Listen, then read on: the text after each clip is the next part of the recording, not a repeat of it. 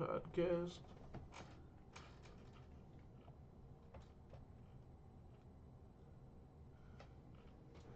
Oh, hi.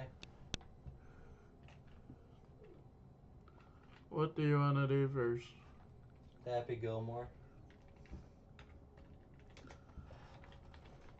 Millie, you're in the way. We watched 2 movies since our last stream. First, we'll do Happy Gilmore 2.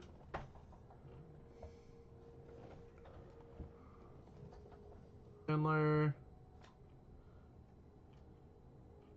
Bunch of people, Yep. including Eminem. Travis Kelsey, a bunch of golfers. Haley Joel Osment. Shooter McGavin. Chubbs' son. Anyways, the story is pretty simple. Happy gets married to the woman, Vanessa Virginia. Virginia Bennett. And they have like 5 boys and 1 daughter. And white boy Carl's among one of the kids. So that's cool. And they all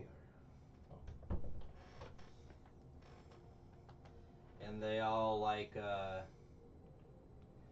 they all like to fight, and except the girl likes to dance. And she, ever since the wife died, Happy stopped playing golf, and he got drunk all the time, and he would just do nothing but drink. And so he lost out on like his big mansion and fancy cars and all that stuff. So he's been working at various places lately. It's been at a grocery store, and his daughter wants to go to live her dream and be a ballet dancer. Um, and so he's motivated to go and play golf again. And he meets, I forget what the rival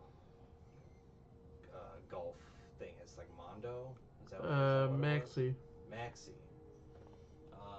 He meets the owner of the Maxie, and he doesn't like the guy, so he just stuffs him in a lobster cage. Tank. Yeah, tank, whatever. And we soon learn right away that now he needs to make money, so he wants to join the Pro Tour again. And you got all these cameos from like Travis Kelsey and all these golfers and stuff. And yeah, hi, I know you're here. Shooter McGavin. Anyways, so he has to practice and get, after 2 months of training, he gets his game back, and he decides to, he screws Maxie, and he's like, I'm gonna join my Pro Tour. He has 6 jackets, gold jackets, and he immediately tells the head of the PGA, like, hey, you should challenge these other Maxi guys to a 5-on-5. And they're like, okay, we'll have a tournament, and the top 5 people will get to challenge Maxi. And Haley Joel Osment is one of the people, and he's like, hey, look, I'm super good. And they have the rounds, and the first 3 rounds, Happy does really good, but then they learn that it's Mother's Day, the last day, and he starts drinking. It's revealed that thanks to Nick Swartzen's character, in like the 1950s, someone stuck a shoe up his butt. But in this X-ray, it's revealed to Shooter McGavin, who gets let out of the insane asylum. Shooter gets recruited by Maxie to play against Happy Gilmore and the BGA people who screwed him over. It's revealed that there's a surgery you can get to extend your hips. Yes, your hips, and make your swing a little more so you can hit the ball further. And so all these maxi people get this um, amazing surgery that allows them to hit the ball further. And um, then this freaks like Shooter out, so he's just like, yeah, screw you guys, I'm gonna go join the PGA people for whatever reason. There's also like a random fight in the graveyard um, where Happy and Shooter get, you know, they heal their old wounds, I guess. Yeah, I know. You're a dog. I know. So Pain gone? What? Is your pain gone? Yeah. Okay, good. Night. good night. Anyways, anywho, uh, to make a long story short, they eventually have their 5-on-5 match, and Maxi's it's played on Maxi's uh, course, and it's only 7 holes, but each hole is like I don't know, like 500 yards or whatever, and there's always like Weather, some inclement what? weather or something that makes it harder for them. Yeah. Um, Like, one is like the woods. They have to go on a go kart or whatever through the woods or 4x4. Uh, Another one is icy. Another one is super long, and the end of it is the green. Where the hole is, it's on this like up this platform, and if you step on it, it tilts over. So if you step on it, then guess what? Your ball rolls and stuff. So that's fun. Um,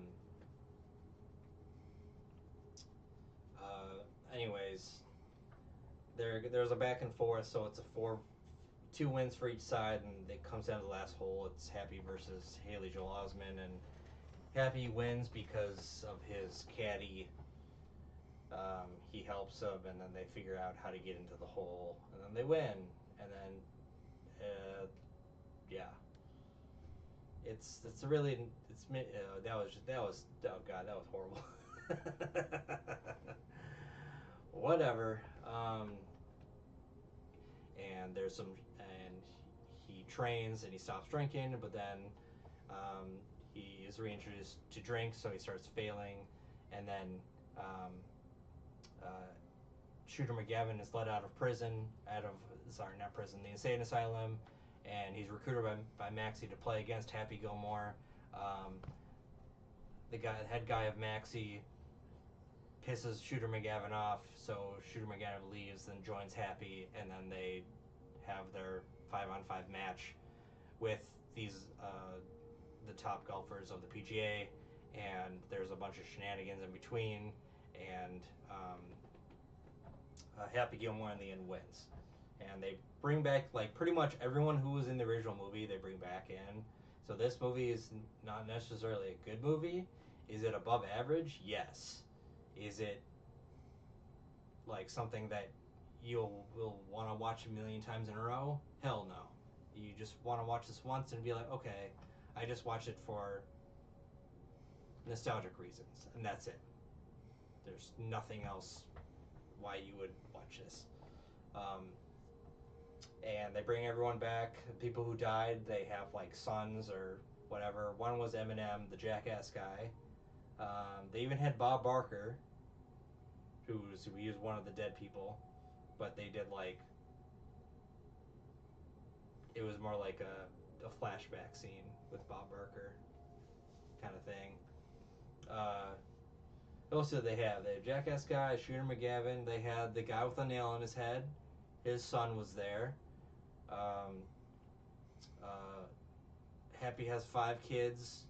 They even have Virginia Bennett there as the wife who dies. Um, who else? The guy who kicks his mom out of Happy's mom out of her house, and he gets thrown through a window. We get to see a flashback of an old Will Sasso. Um, Travis Kelsey's in it. A bunch of top golfers are in it, including not Arnold Palmer, but who's the other guy? Jack Nicklaus. He's in it. Um, Kepka, which was the main one I recognized. yeah, they brought back the Happy's old caddy, the one he choked out. That was good.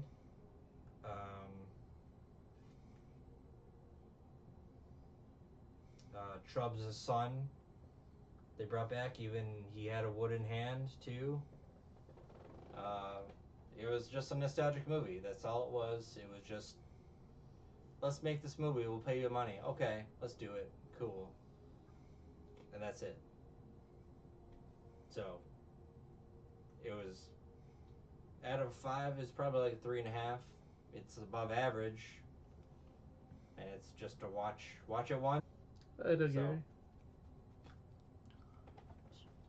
Especially since I still don't think I've ever seen the first one in entirety. oh, right, I forgot about that. Yeah, he gets his shot back. White boy Carl's in it. The Carl from Shameless, and Nick Swartzen is in it. So yay! All right, that's right. Ben Stiller's in it too. They brought his character. Oh, they even brought back the Mista lady. Mista, get this off of me. Brian DeChambeau, Brooks Koepka, Roy McIlroy, Scotty Scheffler.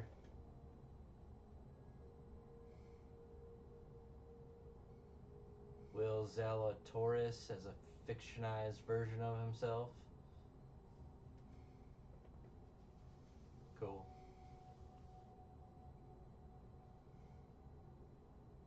I think that's it. What should we do now? Fantastic Four.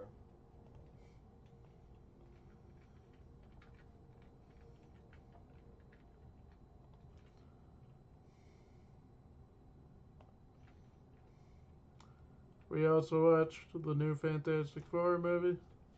Wow, the Fantastic Four, the first steps. The one with the creepy guy, and then his wife, and then the rock guy, and then the guy who's on fire. And also the guy that played as Eddie from Stranger Things. What? He was in it? Yeah, Which was Johnny Storm. Oh, that was him? Yeah. Oh, I didn't know that.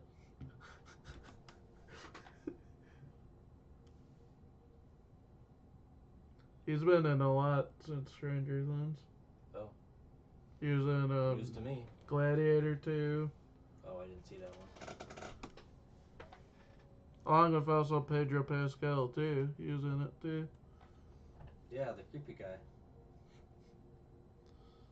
Uh, Anyways, basically this one is set in a different universe than is it 626 or 616? That is our universe. I don't know. Okay. I thought it was always 626. It's 828 is the one that it's in. Yes, they are in a different universe, 828. The one where the what was the Doctor Strange, the second Doctor Strange, they go to like it's like 474 or something like that. I can't remember exactly what it is. Um, Correct me if I'm wrong, or correct us if we're wrong. But this is definitely a different universe because there's no any other superheroes. It's just the Fantastic Four, and they're basically because they go to space, become superheroes, um, and what happens is the entire planet just forms together, and they're like, let's all work together, cool, and they fight crime. Like they had the what was it, Mole Man? Yep. I forget who he's played by, but he was in not Karate Kid, Cobra Kai. Paul Walter Hauser. Yeah, he was in Cobra Kai. He was in another movie. What was the other one that was in?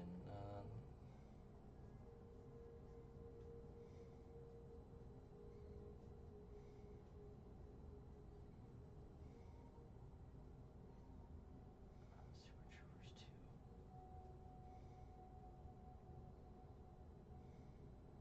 Crap, what other movie was he in? Maybe it was a television show. I can't remember. Anyways, he's in Cobra Kai, and I think he was in one of the like a Marvel movie, a different Marvel movie. He Like, was he was on, in like- Reno 911. Okay. I could have sworn he was, or maybe no, maybe I'm just wrong. Anyways, forget that. Forget all that. Super Troopers 2. That's what he was in. Okay. So Fantastic Four. It doesn't start off with them doing their origin story and them getting Very their powers. briefly goes through it. They're 4 years into it, and they've pretty much have faced minor supervillains, and essentially what happens at the beginning of this movie is Invisible Girl. What's her name? I don't remember her name. Sue, but what's her? Invisible Woman. Invisible Woman. That's it. Invisible Woman. She is pregnant, and this basically the story centers around her pregnancy. You have Silver Surfer, who's a woman this time. She comes to the planet. She's like, your planet is marked for death. Prepare your people. You'll die in like X amount of days or whatever. And so the Fantastic Four are like, all right, don't worry, planet. We're gonna save you guys. We're gonna go and deal with this guy whose name is Galactus. And they build a spaceship, and they're somehow able to go faster than light. I don't know where that came from, but they're able to go faster than light. And they meet up with him, and they're like, hey, Galactus, what's up? We don't want you to destroy our planet. You don't do that. That's dumb. And he's like, well, I guess I won't destroy your planet if you give me your unborn child. And Sue's like, yeah, no, that's not happening. And so they make their escape, and they make it back to the planet. And then, of course, the smartest man in the world, what's his name? I don't remember his name. Reed Richards. That's right. Reed Richards. He tells the people, he's like, yeah, there was this way to save our planet, and that was giving up our son, but we're not going to do that. We're going to find a different way. And so you had a lot of people, desperate people like, hey, give up your kid. You're going to save our planet. And then Sue comes out as part of the story, and she's like, hey, people, listen to me. I'm not going to give up my kid to save the planet because we're all a family, and I wouldn't give up any one of you to save the family, to save the planet either.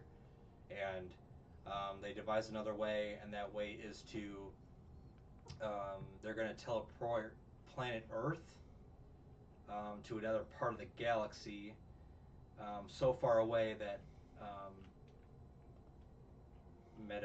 what's his name? Galactus. There we go, Galactus. Won't be able to find them for millions of years. That's their whole plan. But so they get the whole planet together, and they have to build these things, and they have X amount of time. And as they're doing it, it starts failing, not because the technology fails, but because Silver Surfer is now back, and she is destroying all this equipment and stuff like that. And so Galactus comes to the planet, and there's also like a side story where Johnny Storm, he figures out the Silver Surfer's language, and he's able to say like, hey, what's your story? I know you have a weird story about why you're working for Galactus. And he figures out that Galactus came to her planet, and she'd offered to work for him to spare her planet, and so that's what she's been doing. And um, so they form a new plan to trap Galactus, and instead of transporting the planet, they're gonna transport Galactus to a different part of the galaxy so he can't hurt them anymore. And they're able to get him. They do the old switcheroo. He wants the kid, so they place a fake kid in this area where he's supposed to be to get transported. And he sees through that, and he steps around, and now they're fighting him. And eventually, he goes to the spot they need to anyways. They press a button. He's going through it, and at the very end, Johnny is failing. Johnny Storm is willing to sacrifice himself, but at the very end, the Silver Surfer comes and pushes him through, and they're both pushed through, and that's the end of the movie. Woo! And so I was listening to the Critical Drinker like the day after we saw this, and he does a much better job that we're doing right now, because he has like video edits and production value and stuff like that. But we're just speaking out of our ass. So it's a good way to set up. Apparently, this was the what do they call it? Not season 6, phase 6 of the MCU.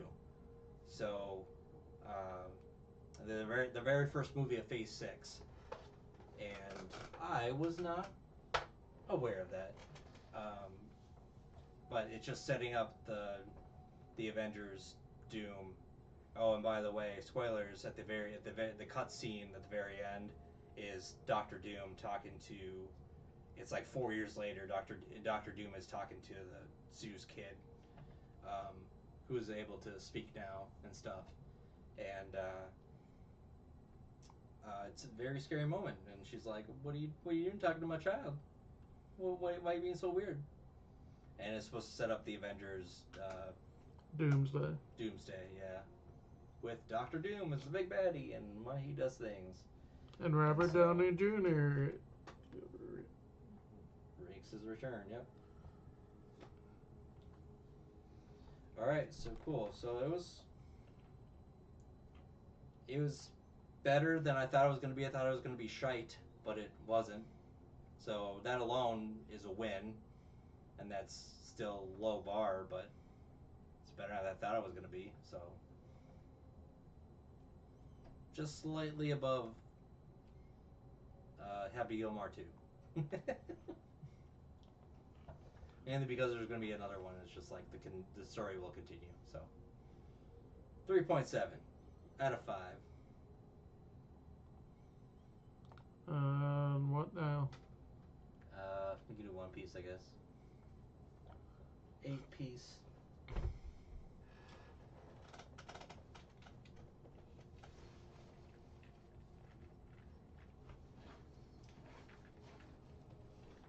Hell, let's go Picasso.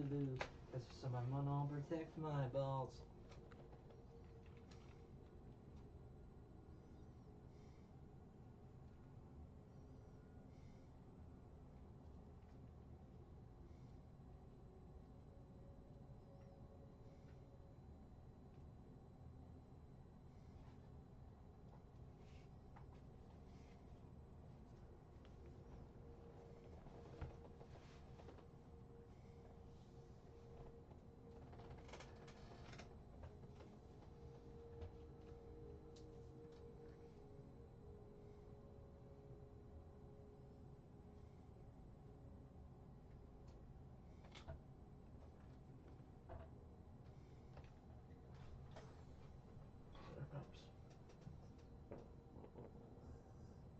Ready when you are. Okay.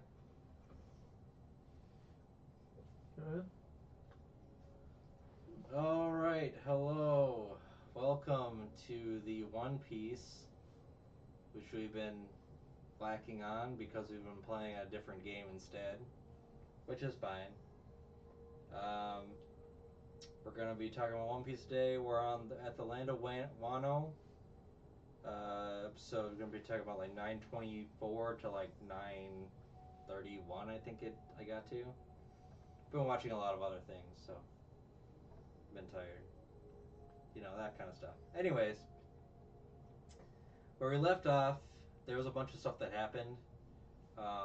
We learned that Kid lost an arm to red hair. Brooke found a poneglyph, and Big Mom was in the land of Wano. And so what first happens is, well, Big Mom wants to enter the land of Wano, and her ship, along with like her top children that are on there, they start going up the waterfall, and this guy named King, who took the dragon fruit, which is an ancient type, attacked them, and their ship fell. Well, who else fell off was Big Mom, and she basically wakes up on the beach where Chopper and Tama. Otama and Suke. Momosuke, and I think that was it. They find her, and she has amnesia. And you go, oh, I did not see that coming. Okay, that's cool. Um, Meanwhile,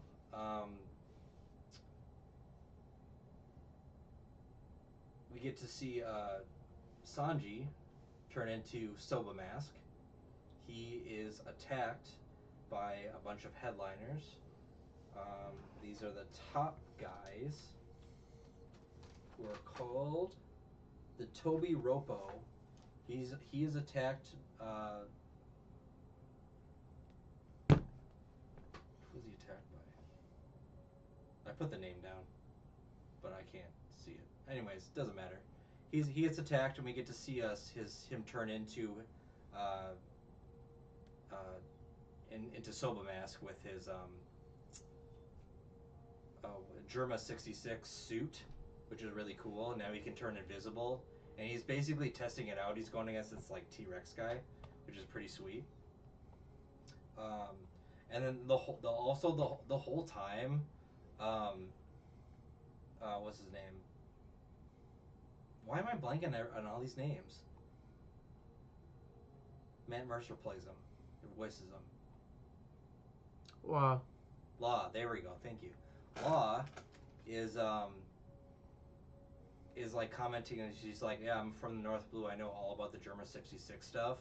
And he's like,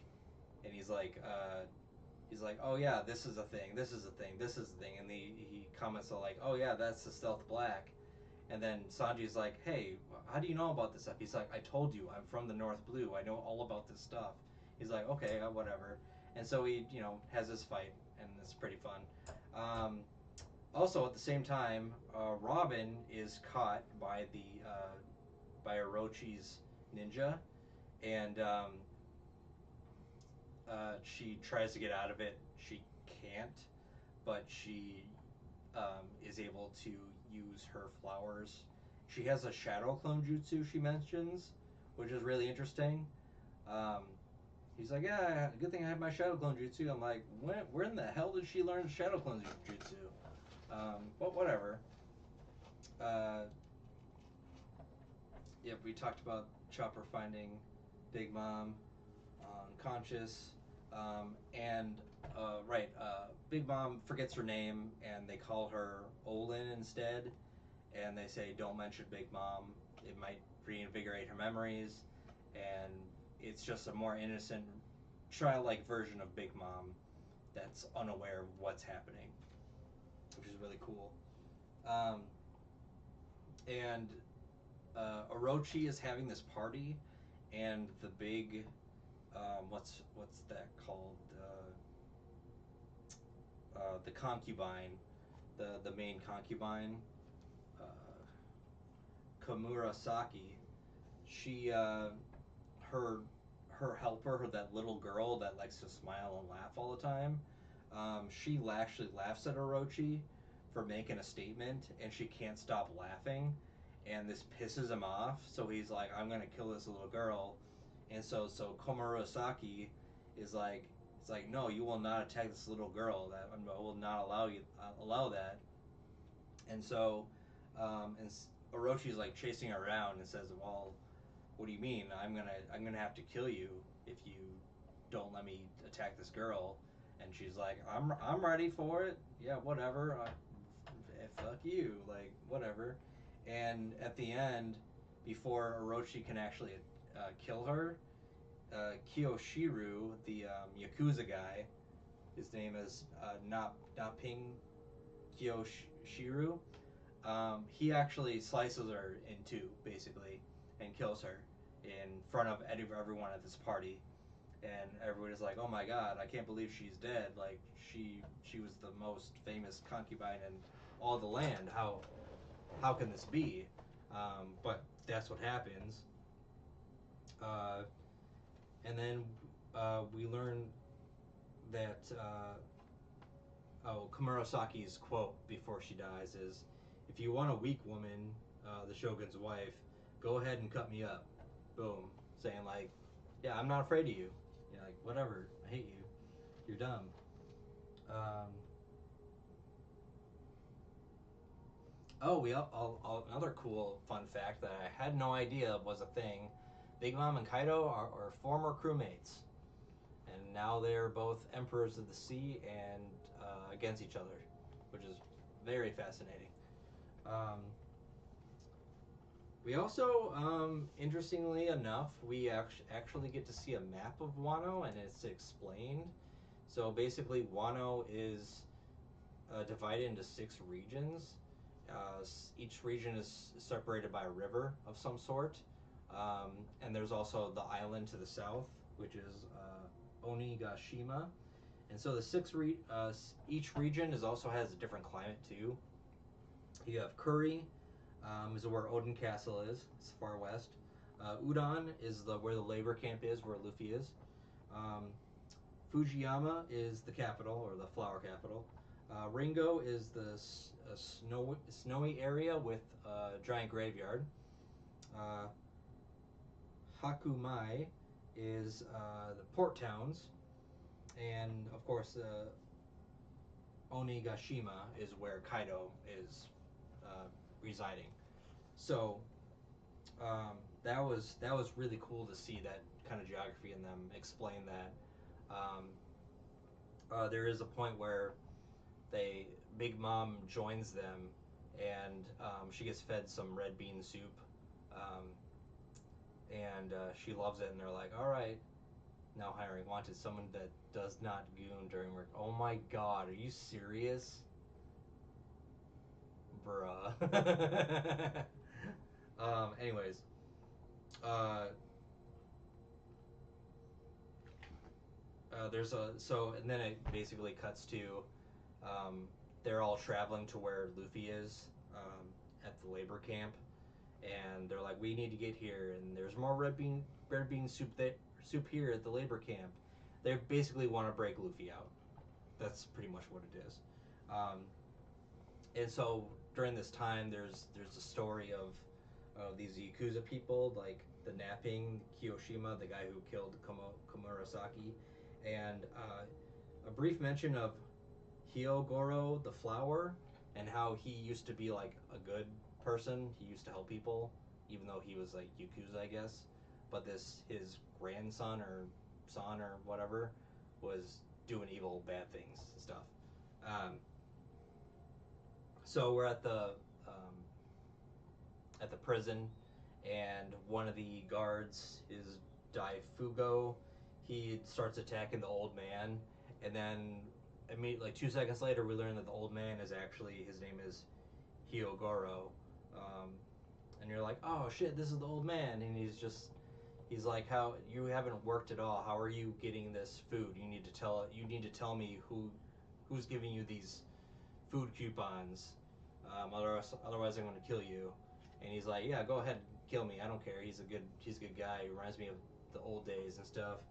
And so then Luffy attacks the guard, and all the guards start chanting like, "Hey, we're gonna kill Luffy. We're gonna kill Luffy because we're gonna execute him because you're not supposed to attack the guards." Um, and Luffy saves them, and that's pretty sweet. And then this guy, Queen the Plague, he's a performer. He comes to the prison, And even though Warden is so intrigued by him, he's just like, oh, okay, cool. And at the very end, uh, he he gives the Warden three top problems to deal with. He's like, all right, I'm arrived. What are your problems? He's just like, all right, the first problem, kid escaped. He's like, oh crap, that's bad. Uh, SP. Oh right, the the key to the handcuffs. I'm blanking on what they're called. The anti devil fruit handcuffs. Um, Sea prism. Sea Prism, thank you. The Sea Prism handcuffs have been stolen, and Luffy is on the run. And Luffy is basically with the old man. He's like climbing, trying to get out of there. That's where I left off. So, yeah, cool.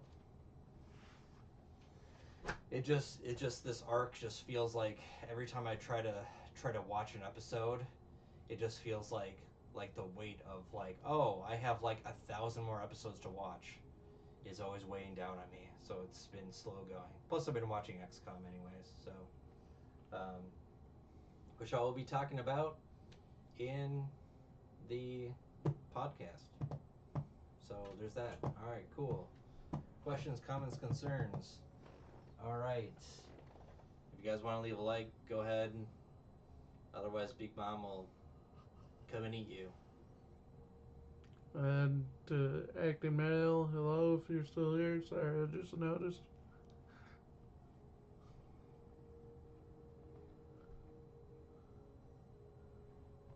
Now on to Detective Conan. Oh, right. Detective Conan. We only watched one case this week. It was a two-parter. They're all on a boat? No, they're not on a boat.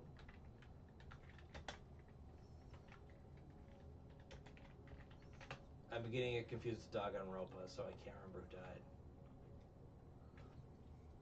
Oh, they were on a boat. Kind of. That's right, I remember the ghost ship murder. So basically, this one, uh, no new gadgets were used. Nothing about the Black Organization was mentioned. Just a normal two-parter case. Um, there's this boat that was recently rediscovered that everybody thought it sunk with a crap ton of gold on it, and the mayor of the town invites the Ron's dad to investigate what is happening with this, and they want to investigate like the gold and see like try to find the ship, um, but they can't do it because in the meantime um, we meet I can't read it Yasuo Uhura, who's a travel agent or not a travel agent. Yeah, travel agent. Oh, it is travel agent. He is trying to he's trying to get more tourists to the island so they'll make more money. And basically on this island there is a curse in this cave. Curse of the Why are you sneezing? It's not the Shogun, it's called Shigun? Is that what it was? Mm-hmm.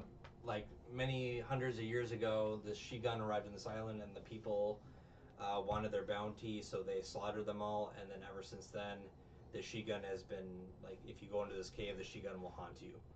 And so this travel agent actually sees the lighthouse owner, and he's like, "Wait a minute!" He calls him by a different name. And the lighthouse owner is like, "No, that's not my name." Blah blah blah.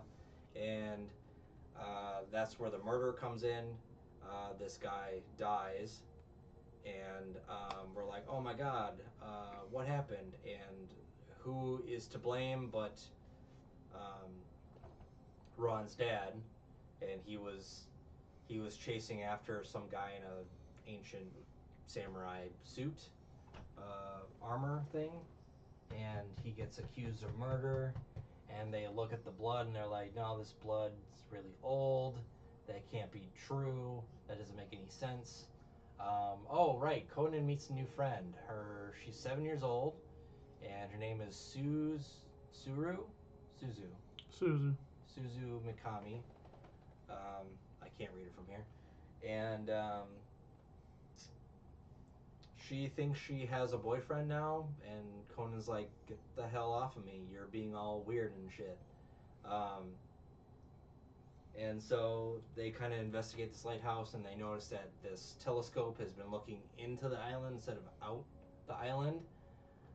Uh, and they also notice that this telescope is from this missing ship. And then part two happens. The guy's dead, and they're like, "All right, what do we do to solve this case?" So they turns out, in looking for the suspect, the I think he's the vice mayor or something. He goes in. They see what looks like to be someone suspicious inside. I think it's was it the museum that he was at, or the mayor's office. I can't remember. Um, but he goes in, and then we hear a gunshot, and we see this travel agent run away. And they're like, he's like, "Oh man, this guy shot me," and Kogan's able to figure this out. I forgot about the fire thing. That's okay. They go in and they see that this travel agent they go into the cave itself because Conan is not scared of that, and they fall through the bricks, down the stair bricks or whatever, and they see this dead body of the travel agent. The vice mayor comes. He's like, "Oh my God, he killed himself." Uh, Conan notices that the guy couldn't kill himself. He's because the blood splatter was on the wrong side, and the vice mayor is like, "I'm the one that did it. You caught me. I couldn't have people investigating trying to find this gold," and he wanted the gold for himself basically, so he had to kill people and cover it up. Um, and the perfect person to blame was the new detective coming in, and so he gets caught, and they find the ship, but then the ship and the gold all get buried, um, but they bring the guy in, so that's pretty much what happens.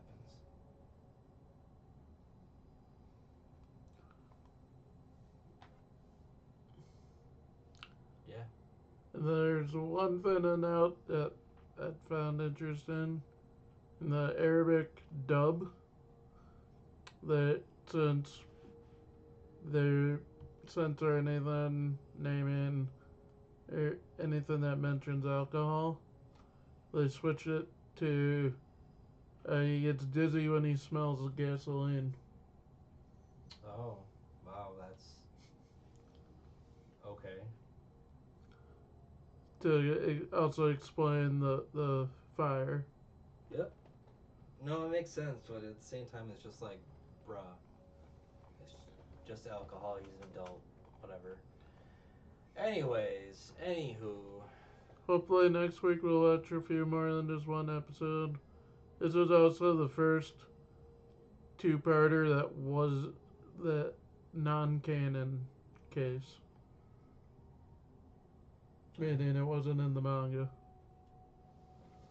okay, cool.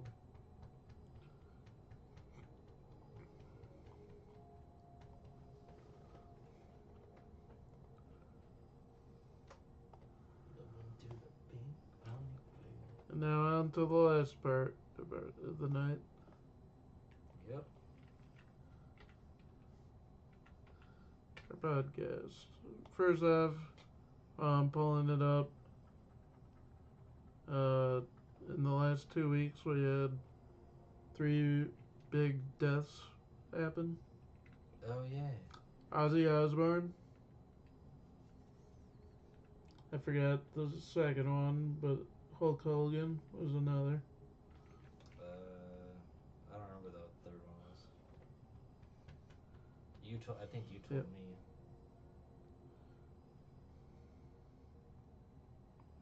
Some of them I've never heard of. And since we didn't do last week because stuff, let's quickly go through the movies of last week and then do this week. We had first off Bambi the Reckoning, which is a Bambi horror movie. Wow. Just look at that.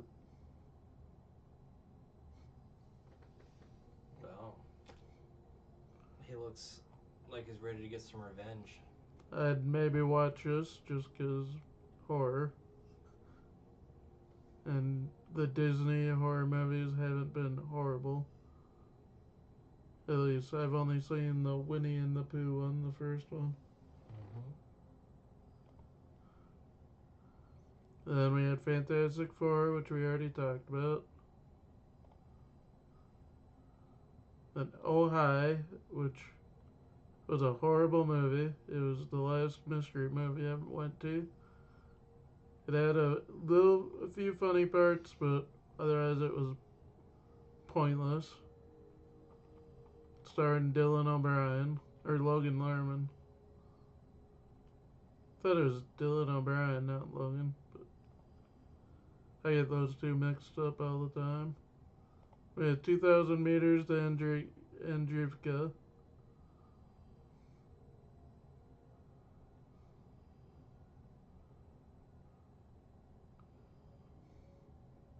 Which is about the Russia-Ukraine war. The A-Frame, which is a quantum physics trippy sci-fi film.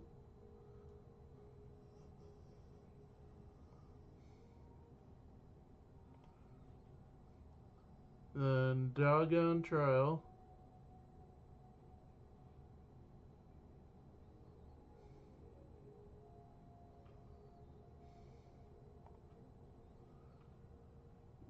Folk Tales.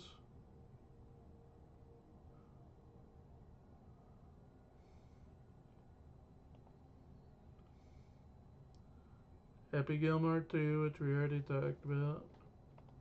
Yep. The Home, starring Pete Davidson. This was the last horror movie, mystery movie I didn't go see.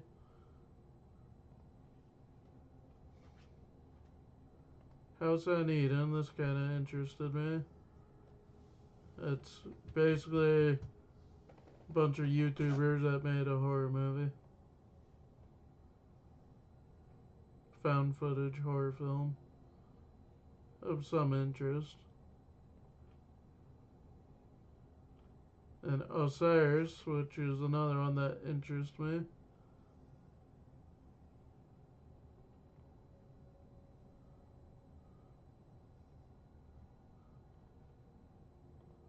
Which is a sci-fi action movie. So Shauna.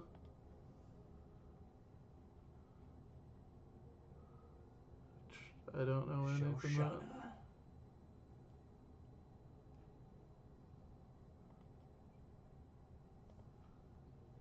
Star People. UFO sighting sci-fi thriller.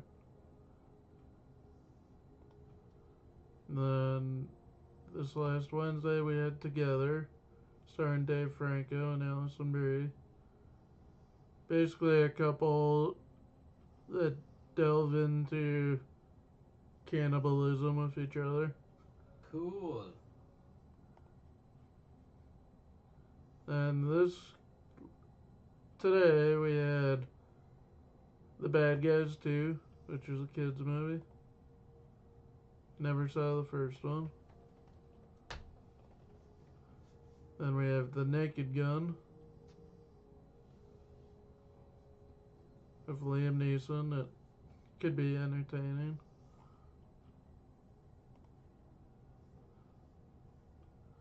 And we have She Rides Shotgun, which is an action thriller starring Taron Egerton.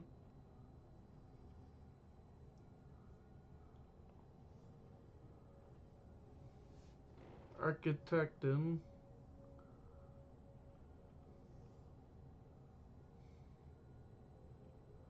which I assume is a movie about architects. Then we have Harvest, thriller, uh, then the Oxford Year, a romance.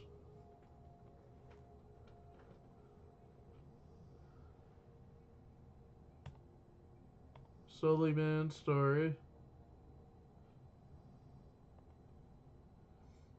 The Sparrow in the Chimney. A Swiss family drama. Trouble Man. Starring Michael Jai Wright.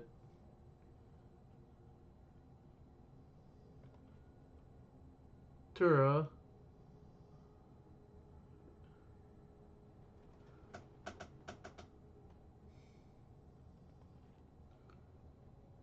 And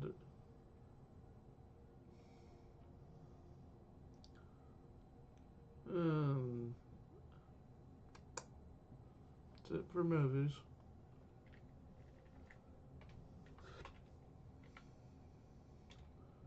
Uh, since the last time there's been 2 more episodes of Dexter. Episode 4 was probably the best episode of the season, one of the best of the whole show. Finally get to meet Peter Dinklage's character and all the other big stars: Neil Patrick Harris, Kristen Ritter, Eric Stone Street, David Dastmalchian.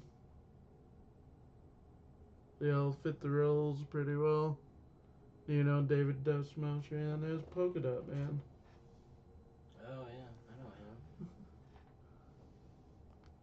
him. And as a reminder, also, I believe I looked, both Alice in Borderland Season 3 and The Boys Season 2, I believe, come out on the same day. Oh, I believe they're both on the 17th of September. wow. Either that or the other is the following week. One of them. One of them. One of these things.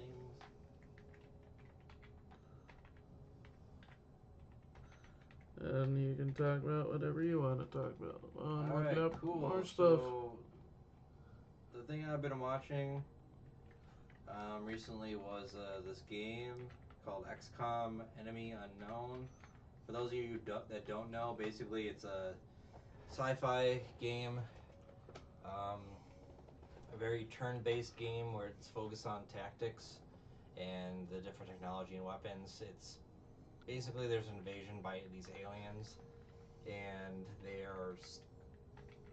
they land on the planet, and all of a sudden they're abducting humans and doing God knows what to them. It looks like they're turning them into food, and there's this program, the secret program called XCOM, and in case of any kind of like an alien invasion or whatnot, they are tasked with deploying clandestinely and taking out aliens. They have the highest trained um, troops out there and the best equipment, all that stuff. And even mentioned in the early game, one of the NPCs is like looks at them and says, I was in the military. I've never seen any kind of equipment like you guys have." And so they're the best of the best, and it's comprised of like all the countries in the world, and you have to stop the alien threat, and protect people and try to prevent panic from arising in the world. And if there's enough panic in different countries, they will leave the program, and then you can't get money from them. So you actually have to do work, and then you can use whatever you find on the battlefield, like alloys and stuff, to um, get better materials like weapons, and you can find intelligence on the enemies, like by doing autopsies, and get better armor. stuff like that, and you're trying to, as the game goes on, try to defeat this threat that gets more and more chaotic and devastating towards the people. Um, Very good game. It's XCOM Enemy Unknown, and the one I recently saw was the DLC version of XCOM Enemy Within, which adds mechs. You can turn your people into giant half human, half mech. Basically, your arms and legs become mechs. And there's this rival secret organization that is actually on the side of the aliens, and they want to use their technology to turn themselves into more alien-like beings. So what you can do is, you know, dissect the different alien corpses and incorporate that stuff into a person. So if you want to be able to jump tall buildings, yes, you can do that. You want to be able to see better, yes, you can get an eye implant for that.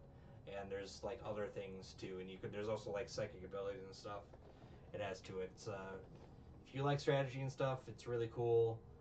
It's more nostalgic for me watching it, but it was really fun. I watched Christopher Odd play it, and currently I'm watching the second one right now, which goes into it's a lot more interesting, more story detailed than the second one so far.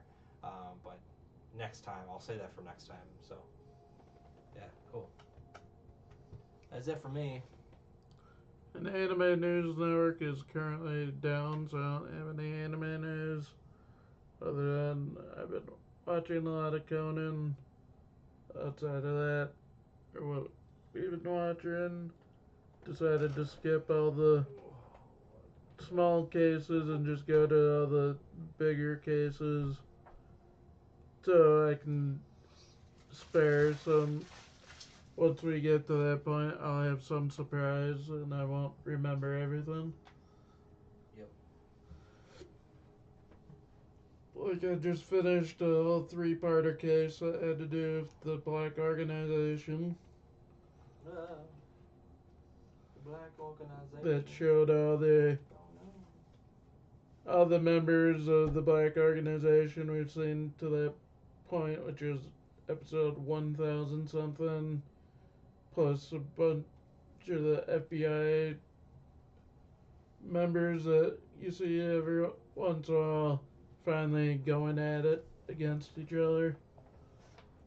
And get a reveal of the second in command of the Black Organization, Whose name is Shirley Temple.